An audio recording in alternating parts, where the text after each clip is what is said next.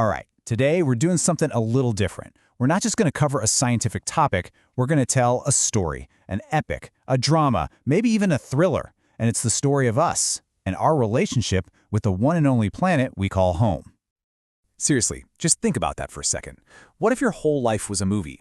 Every single thing you do, every breath you take, every meal you eat, it all happens on this one, single, irreplaceable set.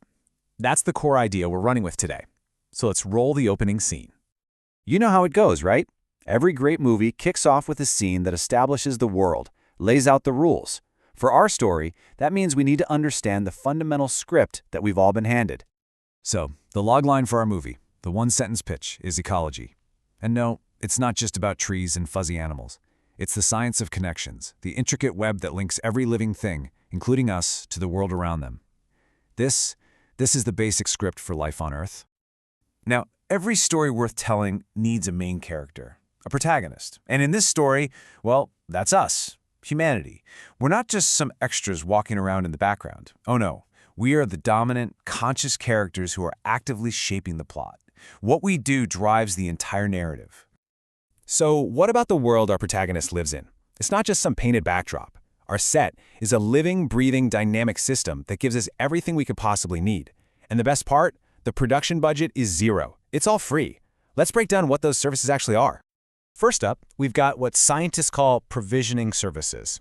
The easiest way to think about this, it's the craft services table on our movie set.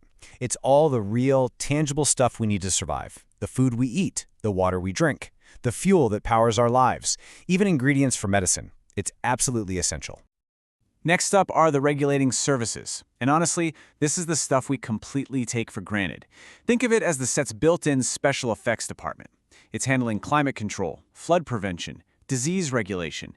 It's all the invisible, behind-the-scenes work that keeps the whole production running without a hitch.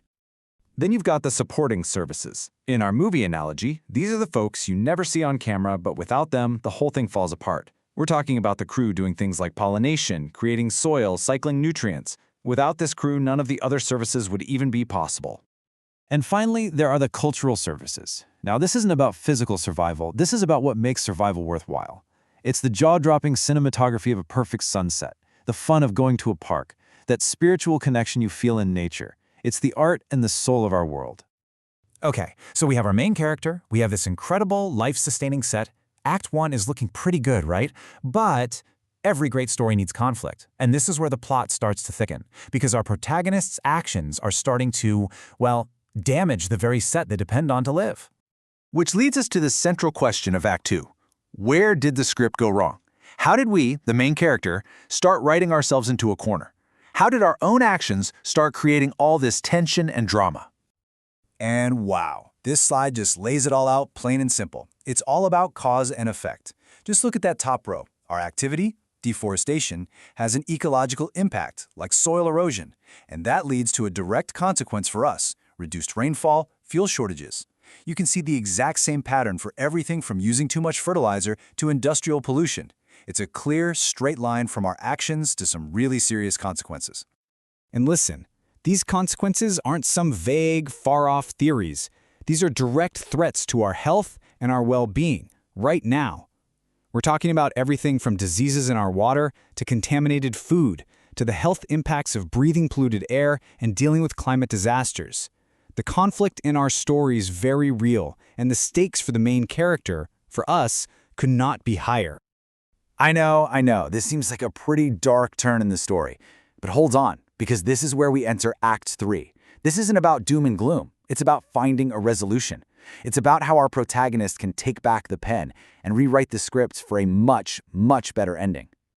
And here it is, the classic third act twist. The very same science that helped us diagnose the problem, ecology, also provides the solution. It literally gives us the script, the stage directions, for how we can create a fantastic ending for our story. And it's not some big mystery. The new script is pretty straightforward, laid out for us in these 4 key steps. It starts with things like sustainable agriculture that actually works with nature instead of against it.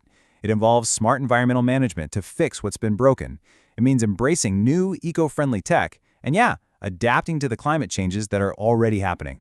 But here's the catch, and it's a big one. This isn't just about changing a few plot points.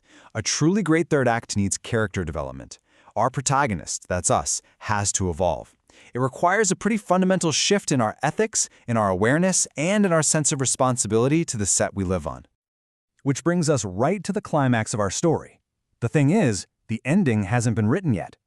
The final scene depends completely on the choices our main character makes, right here and right now. And you know, this whole idea of character development isn't some new age concept. It's ancient wisdom. I mean, just look at this quote. Ancient texts like the Vedas and Upanishads were teaching the interdependence of all life and the need for respect thousands of years ago. This is a truly timeless theme.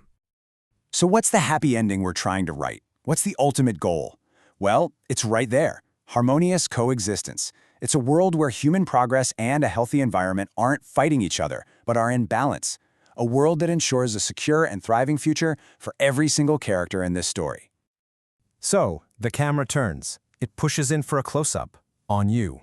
You're the protagonist. You're the writer. You're the director of what happens next. The set is ready, the conflict is crystal clear, and the path to a resolution has been sketched out. The final scene is a blank page. So the question is, what will you write?